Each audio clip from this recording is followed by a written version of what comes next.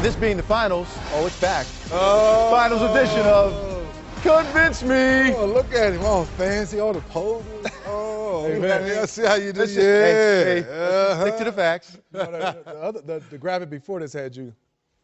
Yes. On that note, Smitty, please lead us off. Convince me that this is LeBron's greatest NBA Finals journey. You know, Vince, we were talking about it. I was thinking about the first time when he was a young fella. He took that Cleveland team to the finals. But I think this one, reason why is David Blatt, obviously question mark, never coached in the NBA, new to the NBA, not just a rookie coach, new to the NBA. Then you have Kevin Love integrated into this team. Kyrie Irving, a dynamic point guard, plays with the basketball in his hand. Now you have LeBron James, who's basically the point guard of the team. They had to figure that out. They play one way, a style. Then they changed all that. But I think more importantly, the pressure of him returning back to Cleveland after all the controversy and then getting this team to the finals with no Kevin Love and Kyrie Irving. And like a part-time Kyrie Irving. A part-time, and then you made an in-season trade and all those parts fit. And the reason why is because of LeBron. Pretty incredible. DZ? The only thing I would add to that, everything he hit right on the page. I don't know how many people could go home the way he went home and all the scrutiny. And then finally, we're getting the basketball player we've always wanted. He's taking people into the torture chamber, into the post, and laughing at them. Where early in his career, he'd get fouled, he'd be crying, come on, ref, give me call. Now LeBron James said, you know what? I'm getting a little older. Yes, I might not be as fast as I used to be, but I'm going to take you in that post. Bazemore, Millsap, power forward, small forward, doesn't make a difference. I'm putting you on my hip, I'm taking you to the basket, and I'm dropping you off. So, yes, this is the most impressive of everything he's done. Absolutely. Greatest journey. Yes. Like 30-year-old LeBron. Or maybe only this LeBron could have done this, taking this team. No question about I know he's the only younger, player in the league. Younger LeBron right. had that confidence. Yeah. There's no other guy that would have chamber. done it. No, That's right. No question. DZ, for which city is this finals more important? Would it be the city of Oakland? Hey, they won back in 1975. It's been 40 years. Or Cleveland? They won back in never an NBA Finals. I was thinking about it going back and forth. We're talking about the 75 finals, Rick Barry and Butch Beard and all of them was great. And the Oakland A's, San Francisco 49ers, the Oakland Raiders and all that. Let's face it, in Ohio, y'all haven't had a championship win since 64. 64 baseball team, I think. Hands down. The Browns beat the Colts. Hands down, Cleveland, Ohio is itching and scratching and salivating and praying to the basketball gods, please, thank you very much. Finally, the Bingo Smiths, all the great names that's ever played for the Cavaliers, no question, the state of Ohio is more intense right now.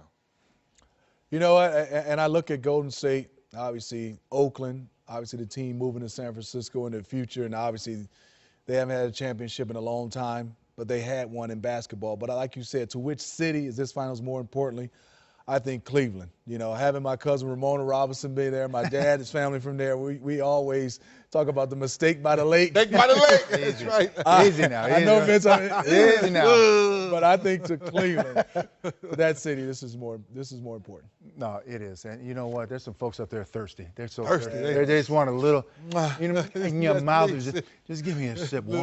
Just one sip. There's one little And there's some in Atlanta that's thirsty. There's some in my house that may feel like that. Real quick, as we get to the finals now, early X factor in the NBA Finals. You know what? There's a lot of them because these teams have these guys that do the intangibles. But I'm going to go with Shumpert from the Cavaliers. He's going to have to score the basketball. And at times, I think he's going to probably have to guard Stephen Curry or Klay Thompson or Harrison Barnes at times. So I think, yes, obviously you have LeBron and other guys that can score and defend, but I think his plate is going to be full on both sides of the court, night in and night out with all those scores for the Golden State Warriors. Now, I've been with both of you guys to this point, so this is going to be interesting. You sure about this one?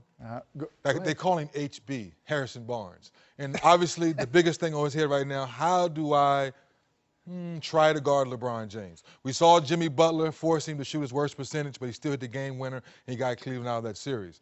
And we saw how Atlanta, DeMarre Carroll, he did a decent job, but then DeMarre Carroll couldn't score like he showed us in the previous series. So now can Harrison Barnes play that solid defense on LeBron, but also still score like he's shown us in the series? Yes, Curry and Thompson, they get most of the shots. But throughout the playoffs, how many times have we said, well, Golden State is struggling to score, and then Harrison Barnes goes off, like he did for 24 points in the closeout game the other night.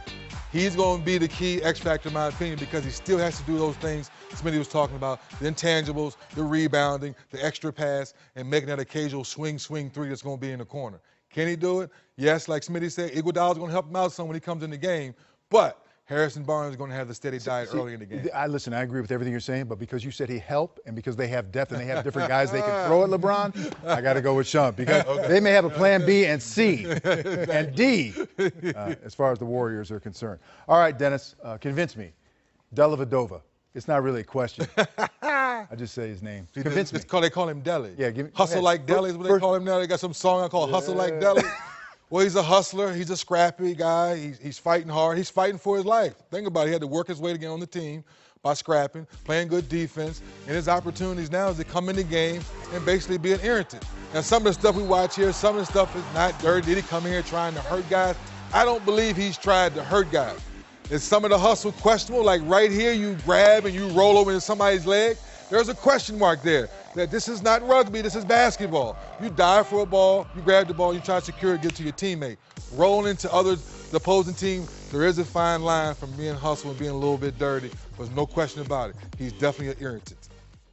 I agree 100% with that. just thoughts, Smitty. You know, take away these questionable, dirty plays. If he's my teammate, the way he come out and play, I love him. Give him a hug. Opposing team, Dellavedova. Right. That's the irritant right there. There it is.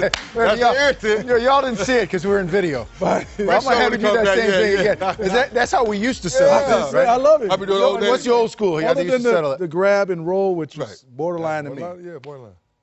I love him. But if he's playing against him, how would you settle it? You Oakley? You give him an Oakley? No, I'm just saying. I love him. I'm playing with him. Just saying. Finally, this. I'm going to leave it there. Finally, this. Smitty, kids at the podium, convince me. Good thing, not a good thing after game. Great thing. Family. I mean, I love it. I mean, Riley. This is not the first kid at the podium. Right. I mean, let's go back in the history of the league, and you talking about Stephen Curry, a wonderful dad. I love it. I mean, she is adorable. We talk about family. I love it. How could you not love that face? I love that face. I love every bit of it as well. Jamal Crawford's done it. Blake Griffin's done it. Let's face it, Chris Paul back in the day. Derrick Rose. Derrick Rose, that's adorable. So some of the kids are a little more energetic. Some have more personality than others. Some fall asleep. He got on Bulls. Right. Cub jersey. Cubs. Got them all on. He got the Chicago represented, right? Blackhawk shoes on. Oh, he's Chicago right there. Look, we got some more kids too. We got this right here. We got grown kids. I'm telling you, when I look back at this season, this is it. This is it. Yeah, well, you know, let me tell you something. My kid to work that day. Yeah, but I understand. I do understand for those beat writers or deadlines or trying to get the story right and they're trying to get the best sound bite. Just ask the question again. Understand that, okay, the son, the daughter may be up there with their father. They're enjoying the moment. They're trying to get to the next round and win a championship. Just have a little patience. Thing is that we as dads sitting up there, we're trying to answer the questions and making sure our kid's okay as well. It's like going to the grocery store or going to church. You don't want to take your kid to church because they're not going to sit still until they get above 2, 3, or 4 years old. Otherwise, they're all over the place. I love it. Players, keep doing it. Keep bringing your kids. 100%. Love it.